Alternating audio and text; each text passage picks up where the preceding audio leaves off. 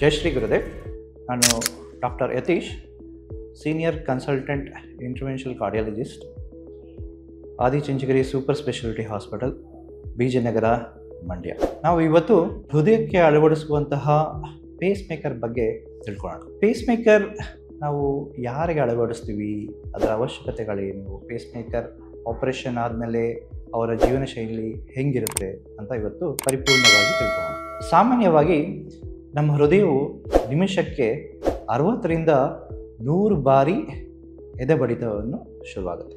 ಅದು ಸ್ಟಾರ್ಟಿಂಗಲ್ಲಿ ನಮಗೆ ನ್ಯಾಚುರಲ್ ಪೇಸ್ ಮೇಕರ್ಸ್ ಇರುತ್ತೆ. ಹುಟ್ಟಿದಾಗಿಂದ ಬರ್ತಕ್ಕಂತಹ natural pace maker sino atrial node ಅಂತ ಒಂದು ಸಣ್ಣ ಪಾಯಿಂಟಲ್ಲಿ ಹೃದಯದ ಇಂಪಲ್ಸು ಪ್ರೊಡ್ಯೂಸ್ ಆಗಿ ನೆಕ್ಸ್ಟು ಹೃದಯದ ಸಣ್ಣ ಸಣ್ಣ ತಂತಿಗಳಿಂದ ಹೃದಯದ ಎಲ್ಲ ಭಾಗಗಳಿಗೂ ಸ್ಪ್ರೆಡ್ ಆಗುತ್ತೆ.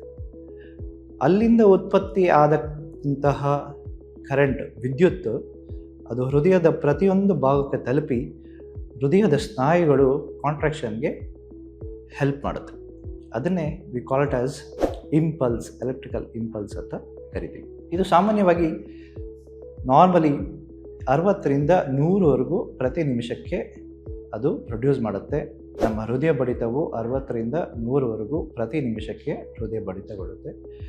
ಗಂಟೆಗೆ 4,000ರಿಂದ 5,000ವರೆಗೂ, ಅವರು ದಿನಕ್ಕೆ ಸುಮಾರು 1,00,000 ಬಾರಿ ನಮ್ಮ ಹೃದಯ ಬಡಿತ ಕಂಟಿನ್ಯೂಸ್ ಆಗಿ ನಾವು ಸಾಯುವವರೆಗೂ, ಕೊನೆ ಉಸಿರುವರೆಗೂ ನಮ್ಮ ಹೃದಯ ಬಡಿತ ಕಂಟಿನ್ಯೂಸ್ ಆಗಿ ಕೆಲಸ ಮಾಡ್ತಾನೆ ಇರುತ್ತೆ. ಬಟ್ ನಾವು ವಯಸ್ಸಾಗ್ತಾ ಇದ್ದಂಗೆ ಬೇರೆ ಬೇರೆ ಕಾರಣಗಳಿಂದ ನಾನೇನು ಹೇಳಿದೆ ಅದು ಸೈನೋ ಏಟ್ರಿಯಲ್ ನೋಡ್ ಹಾಗೂ ಹೃದಯದಲ್ಲಿ ಇರ್ತಕ್ಕಂಥ ಸಣ್ಣ ಸಣ್ಣ ತಂತಿಗಳು, ಎಲೆಕ್ಟ್ರಿಕಲ್ನ ಕರೆಂಟ್ನ ಪಾಸ್ ಮಾಡುವಂಥ ತಂತಿಗಳಲ್ಲಿ ಕಾಲಕ್ರಮೇಣ ವೀಕ್ ಆಗ್ತಾ ಬರುತ್ತೆ. ಏಜ್ ಆಗ್ತಾ ಇದ್ದಂಗೆ ಅದು ಕೂಡ ವೀಕ್ ಆಗ್ತಾ ಬರುತ್ತೆ.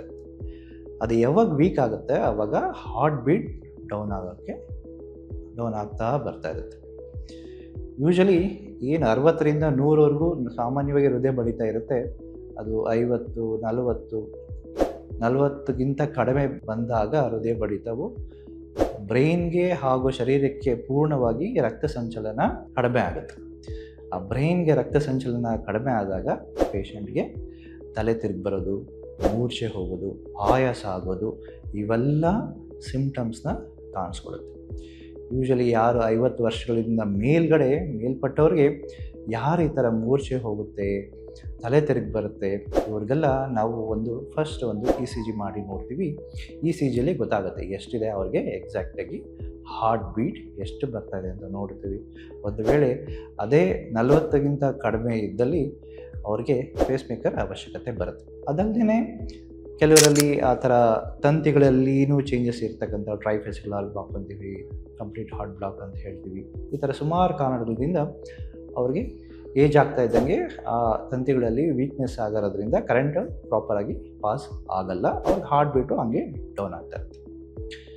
ಇದು ಬರೀ ಏಜ್ ಆಗೋದ್ಮೇಲೆ ಬರೋಂಥದ್ದಲ್ಲ. ಕೆಲವು ಸತಿ ಕಂಜನೈಟಲ್ ಕಂಪ್ಲೀಟ್ ಹಾರ್ಟ್ ಬ್ಲಾಕ್ ಅಂತ ಹೇಳಿ ಹುಟ್ಟಿದಾಗಿಂದನೇ ಆ ತಂತಿಗಳಲ್ಲಿ ಅಥವಾ ಸೈನೋ ಏಟ್ರಿಯಲ್ ನೋಡಲ್ಲಿ ಕೂಡ ಅಲ್ಲಿ ವ್ಯತ್ಯಾಸಗಳಿಂದ ಪ್ರಾಪರಾಗಿ ಅವರ ಹೃದಯ ಬಡಿತ ಬರ್ತಾ ಇರಲ್ಲ. ಅಂಥದ್ರಲ್ಲಿ ಕೆಲವರಲ್ಲಿ ಹುಟ್ಟಿದಾಗಿಂದನೇ ಹಾರ್ಟ್ ಬೀಟ್ ಡೌನೇ ಇರುತ್ತೆ. ಅಂಥವರಲ್ಲಿ ಕೆಲವು ಸತಿ ಅವರಿಗೆ ಸಿಂಪ್ಟಮ್ಸ್ ಬಂದರೆ ಅಂಥವ್ರಿಗೂ ಕೂಡ ನಾವು ಪೇಸ್ ಮೇಕರ್ಗೆ ಅವಶ್ಯಕತೆ ಬರುತ್ತೆ. ಈ ಪೇಸ್ ಮೇಕರ್ ಅನ್ನೋದು ಇದು ಸಣ್ಣ ಒಂದು ಬ್ಯಾಟ್ರಿ ಇರುತ್ತೆ, ಒಳಗಡೆ ಚಿಪ್ ಇರುತ್ತೆ. ಆ ಚಿಪ್ಪಿಗೆ ಹಾರ್ಟ್ ಒಳಗಡೆ ನಾವು ಇಂಪ್ಲಾಂಟ್ ಮಾಡಿರ್ತೀವಿ. ವೈರ್ಸ್ ಮಾತ್ರ ವೇಯ್ನ್ ಮೇಲೆ ಒಳಗಡೆ ಹೋಗಿ ಹಾರ್ಟ್ ಚೇಂಬರ್ಸಲ್ಲಿ, ರೈಟ್ ಸೈಡ್ ಚೇಂಬರ್ಸಲ್ಲಿ ನಾವು ಆ ತಂತಿಗಳನ್ನ ಇಂಪ್ಲಾಂಟ್ ಮಾಡಿರ್ತೀವಿ. ಈ ಪೇಸ್ ಮೇಕರ್ ಮಾತ್ರ ಸ್ಕಿನ್ ಕೆಳಗಡೆ ಸಣ್ಣದಾಗಿ ಒಂದು 2 ಸೆಂಟಿಮೀಟರ್ 3 ಸೆಂಟಿಮೀಟರ್ ಸ್ಕಿನ್ ಕೆಳಗಡೆ ಓಪನ್ ಮಾಡಿ ಅಲ್ಲಿ ಮಾತ್ರ ಇಂಪ್ಲಾಂಟ್ ಆಗಿರುತ್ತೆ. ವೈರ್ ಮಾತ್ರ ಹೃದಯದ ಒಳಗಡೆ ಹೋಗಿರುತ್ತೆ. ಇದೇನು ಮಾಡುತ್ತೆ ಅಂದರೆ ಮನೆಯಲ್ಲಿ ಇರ್ತಕ್ಕಂಥ UPS ಬ್ಯಾಕಪ್ ಇದ್ದಂಗೆ ಅಬ್ಸರ್ವ್ ಮಾಡ್ತಾ ಇರುತ್ತೆ ಹಾರ್ಟಿನ ಪಲ್ಸ್ ಎಷ್ಟು ಬರ್ತಿದೆ ಅಂತ. ಒಂದು ವೇಳೆ 60ಗಿಂತ ಡೌನ್ ಆಗಿದ ತಕ್ಷಣ ಇದನ್ನು ಅಬ್ಸರ್ವ್ ಮಾಡಿ ಅದೊಂದು ಪಲ್ಸ್ ಕೊಡುತ್ತೆ. ಪಲ್ಸ್ ಕೊಟ್ಟು ಹೃದಯ ಬಡಿತನ ನಾರ್ಮಲ್ ಆಗಿ ಹಾಗಾಗಿ ಮಾಡುತ್ತೆ. ಹಾಗೂ patients dangerously going down heart ಬೀಟ್ನ ಜೀವ ಉಳಿಸ್ಕೊಳ್ಳೋದ್ರಲ್ಲಿ ಹೆಲ್ಪ್ ಮಾಡುತ್ತೆ. ಸೊ ಇದು ಆಪ್ರೇಷನ್ ಹೇಗಿರುತ್ತೆ?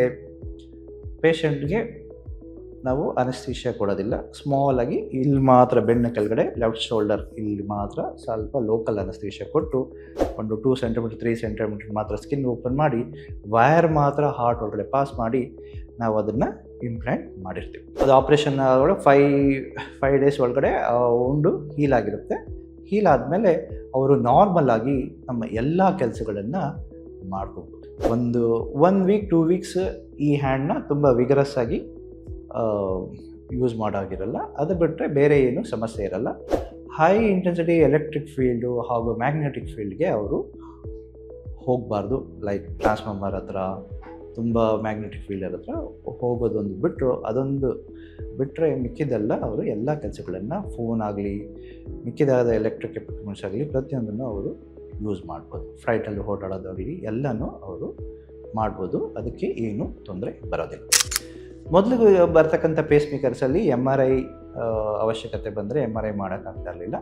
ಈಗ ಬರ್ತಕ್ಕಂಥ ಪೇಸ್ ಮೇಕರ್ಸ್ ಅಡ್ವಾನ್ಸ್ ಆಗಿರೋದ್ರಿಂದ ಪ್ರತಿ ಪೇಸ್ ಮೇಕರ್ ಪೇಷಂಟ್ಸ್ಗೂ ನಾವು MRI ಅವಶ್ಯಕತೆ ಬಂದರೆ MRI ಸ್ಕ್ಯಾನ್ ಅವಶ್ಯಕತೆ ಬಂದರೆ ನಾವು ಆರಾಮಾಗಿ ಮಾಡ್ಬೋದು. ಸೊ ನಮ್ಮಲ್ಲಿ ಈ ಥರ ಏನು ಪೇಸ್ ಮೇಕರ್ ಮಾಡಿದ್ವು ಅದು ನಾವು ರೆಗ್ಯುಲರಾಗಿ ಎಲ್ಲ ಪೇಷಂಟ್ಸ್ಗೂ ನಮ್ಮಲ್ಲಿ ಈ ಥರ ಆಪ್ರೇಷನ್ದು ಸೌಲಭ್ಯಗಳಿವೆ.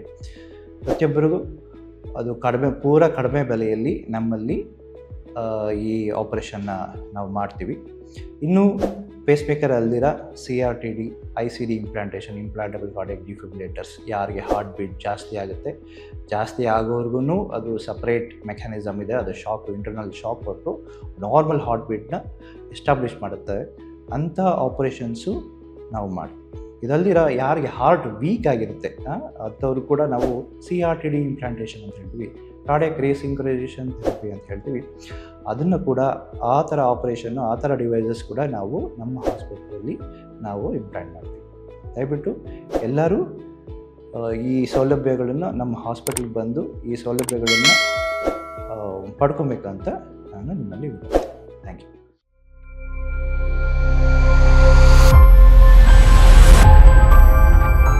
ಆರೋಗ್ಯ ಸಂಬಂಧಿಸಿದ ಹೆಚ್ಚಿನ ಮಾಹಿತಿಗಾಗಿ ಆದಿಚುಂಚನಗಿರಿ ಹಾಸ್ಪಿಟಲ್ ಯೂಟ್ಯೂಬ್ ಚಾನೆಲ್ನ ಸಬ್ಸ್ಕ್ರೈಬ್ ಮಾಡಿ. ಹಾಗೆ ಫೇಸ್ಬುಕ್ ಮತ್ತು ಇನ್ಸ್ಟಾಗ್ರಾಂನಲ್ಲಿ ತಪ್ಪದೇ ಫಾಲೋ ಮಾಡಿ.